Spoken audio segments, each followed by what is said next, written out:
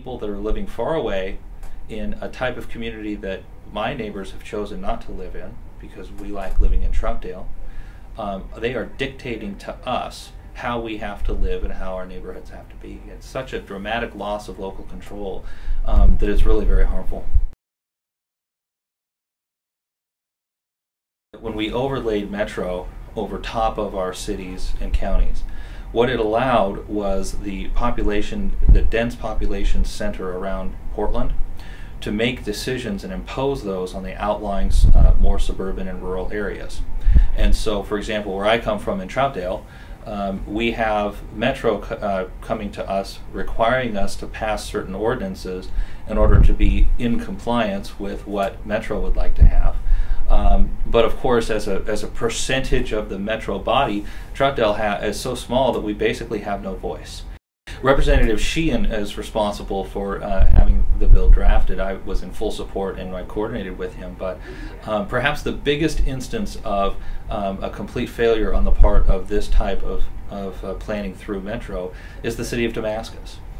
They have spent years and over $3 million trying to put together a comprehensive plan that Metro will approve, and they haven't been able to do it yet. Now, the city of Damascus was only incorporated a few years ago, and they ought to be able to decide what kind of city they want to have, but they're not allowed to do that. Metro gets to decide, and that's just not right. We should be able to control our own communities and make them the way that we want them to be. It removes the land use authority for approving comprehensive plans and setting the urban growth boundaries for Metro and gives it to the cities. There's a tremendous cost associated anytime you're dealing with land use. Right now that cost is borne by Metro, but also by the city. So for example, in the city of Damascus, they are working on their comprehensive plan. They incur costs at the city level. Then they send their comprehensive plan to Metro, where they incur yet more costs, and then that comprehensive plan is subject to approval by the state. So you have an additional Metro layer of government that increases costs on everybody, in addition to the problems that I mentioned before with them imposing their values on other people. And so by removing Metro, what we hope to achieve is actually a cost savings for the Metro area, allowing the cities and potentially the counties to make these decisions on their own, incur those costs that they're already incurring, and then work directly with the state to make sure they're following state law. You know, it's interesting. I love hearing about folks from Metro talk about farmland, and let me give you a little story. I've lived in the Troutdale area all of my life, and on the corner of 257th Avenue and Stark Street, most of my life there was a functioning farm. I would drive by in the summer and we would see broccoli or lettuce or cabbage, and there were opportunities for us to buy from that farmer, and in fact members of my family knew that farmer well. But of course that farm was inside the urban growth boundary. And within the last 10 years it has been developed, and now it's a concrete jungle with a Starbucks and a gas station and a grocery store and a Home Depot and a Taco Bell and a Burger King. We lost that farm. It was a functioning, profitable venture, and we lost it. Now on the other hand, on the outside of the urban growth boundary in the Corbett area, where I have deep family roots, there are several places where the land is woefully inadequate for any profitable farming. It's whether because of slope or because of the quality of the soil or because it's too rocky.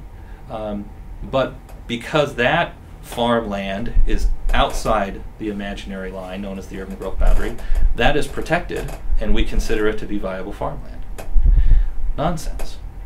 If we are truly concerned about protecting farmland, we need to protect the viable farmland that exists and not simply draw an imaginary line and say everything inside is designated bad farmland and we'll develop it, and everything outside is good farmland and we'll protect it whether it's profitable or not. So I will dispute the concept that taking any power at all away from Metro puts farmland at risk. What puts farmland at risk are people who are not a part of our neighborhoods making these decisions from the top of skyscrapers in downtown Portland.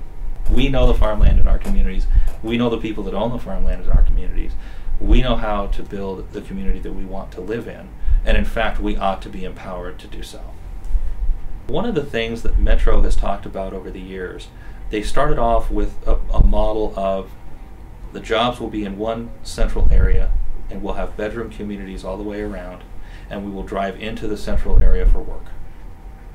They realized a handful of years ago that that model was unsuccessful because folks like me living in Troutdale, we were sitting in our cars for 35 or 40 minutes, or we had the choice of a max ride for an hour, and that was not the lifestyle that we wanted to have. So then Metro decided to talk about town centers. Okay, so they would say, well, we have the Portland Town Center, we have a Gresham Town Center, we have a Troutdale Town Center, and that within those town centers, depending on the population around it, you would have the types of amenities. Maybe you would have some condos and apartments, you'd have grocery stores, maybe a mall, depending on the size. I believe that that recognizes the inherent value of each community's direct input in the way that they develop and in their own land use policies.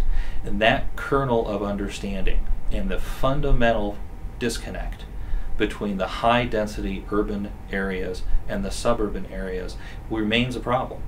And we're going to go back and we're going to try and find the best solution to that problem, and we're going to keep trying. There is a better way than delegating all of your authority over land use to somebody else that is elected from a much larger area. There is a better way, and we will find it.